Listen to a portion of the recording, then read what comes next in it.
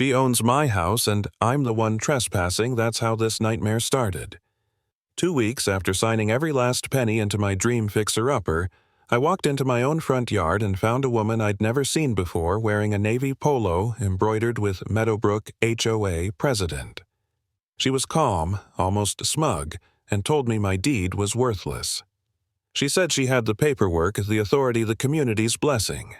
And while she stood in my bedroom like it was her personal office, I realized I was being pushed out of the only fresh start I had left. I'm Jake Matthews, 42, divorced, exhausted, desperate to rebuild my life. When I found the Meadowbrook Colonial, it looked like salvation. No HOA, clean title. Search a price, just barely within reach of what I scraped together after Lena took half of everything in the divorce. The house needed work, sure, but I needed work too. I imagined late nights fixing wiring, replacing cabinets, and piecing my life back together one nail at a time. For the first time in months, I felt hope. That hope lasted exactly 30 seconds. I climbed out of the moving truck still holding a box when the front door opened and Karen Miller walked out like she owned the place. She didn't bother introducing herself. She just declared that the HOA had been legally revived under some old charter and that my purchase violated community rules. Then she invited herself back into the house and, like an idiot, I followed. Inside the bedroom I'd dreamed of making my sanctuary was now a full-blown HOA command center. Filing cabinets, framed certificates, a printer spitting out paper. She laid down thick articles of revival with county stamps and notarized signatures. She explained patiently, like I was a slow child, that under emergency management authority she had the right to reside in homes under dispute. According to her, I was trespassing in my own living room. My stomach sank. I'd double-checked everything my agent swore no HOA existed, the title was clean. But she was so confident, so polished, that for a moment I wondered if I'd screwed up. Then Eleanor, an elderly neighbor with sharp eyes, shuffled over. She used to be the HOA secretary back in 2005. She studied Karen's papers, frowned, and whispered that something was wrong. Signatures she recognized didn't look right. She told me to meet her the next day with her old records. The way she said your life might depend on it chilled me straight through. That night, I couldn't sleep. I lay on a sleeping bag surrounded by unpacked boxes, wondering if I'd bought into a scam that would bankrupt me. By morning, things only got worse.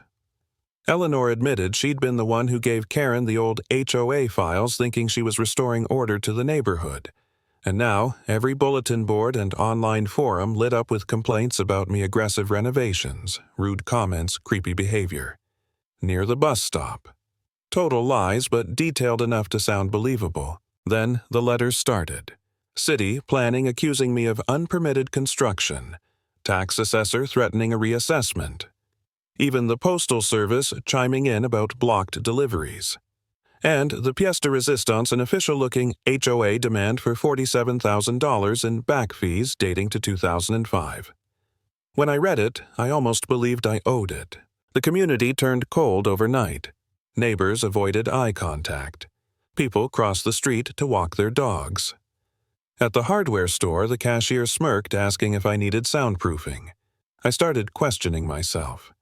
Was I really that unfriendly too, wrapped up in my own mess to be neighborly? Maybe I did make too much noise moving in. Self-doubt seeped in like mold. Karen didn't stop at social humiliation. She showed up at my mailbox talking about construction safety and accidents in a way that felt pointed. She mentioned Morrison Construction, my company, and her dead husband David, who'd died in a crane accident. I brushed it off at first until I searched his accident report. That's when my blood froze. David Miller, 46, killed when safety software malfunctioned, and whose signature was on the approval for that system mine. 6 months before the accident, under deadline pressure, I'd signed off despite a minor timing bug we hadn't fully fixed. I told myself it was acceptable risk, and then he died.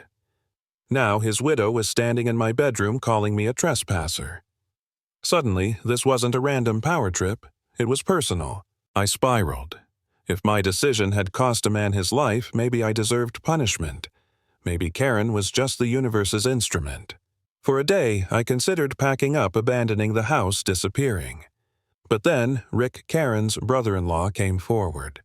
At first, he'd defended her, thought she was honoring his brother's memory. But he'd secretly recorded her coaching neighbors, scripting lies, manufacturing complaints. He showed me her files. Not just about me, but about 3 other men she'd targeted before. One of them had killed himself. Across his photo, she'd written, "Completed." That was the crack in the mirror. Karen wasn't just a grieving widow. She was a predator orchestrating destruction through paperwork, rumor, and fear. I wasn't her first. I might not survive to be her last. That realization snapped me out of self-pity. I couldn't run. I had to fight. Rick and I took everything to Detective Morris, a fraud investigator. He didn't flinch. Forgeries, identity theft, harassment campaigns. It was criminal, not civil. He traced Karen's fake organizations, her forged signatures lifted from dead board members, her websites designed to tank my reputation. For the first time, I had someone in authority saying, "You're not crazy. She's a criminal." We thought the nightmare was nearly over, but Karen had other plans. In the middle of a thunderstorm, after the detective briefed the neighborhood on the evidence, the power cut out. And from the dark doorway, I heard her voice, steady, cold, promising that everything so far had only been Plan A. Now it was time for Plan B. Hours later, glass shattered at my house. Through Eleanor's window, I saw a flashlight moving inside. We ran through the storm, me, Rick, Eleanor, and several neighbors who'd finally realized they'd been used. Karen was in my master bedroom with a sledgehammer, smashing everything. When she saw us, her face twisted into pure hatred. She raised the hammer and hissed that I was going to pay, that anyone standing in her way would regret it. The air was electric with rain and fear. Rick stepped in front of me, solid as a wall. Eleanor screamed for help, blocking the door. Neighbors formed a circle, no longer her pawns, but my shield. Karen swung wildly, smashing furniture, sending splinters flying, but she couldn't get through us. We held her until the police stormed in. That's how Karen Miller, once the self-appointed president of a fake HOA, ended up face down on my floor, cuffed and raging about justice. Fraud, harassment, assault charges stacked like bricks. For months, she'd manipulated the law, the media, and the community. But in the end, her lies collapsed under their own weight. And that's the lesson I carry now. Sometimes the scariest villains aren't the ones with guns or masks, but the ones who weaponize rules, paperwork, and gossip. And the only way to fight them is to stop doubting yourself and stand your ground.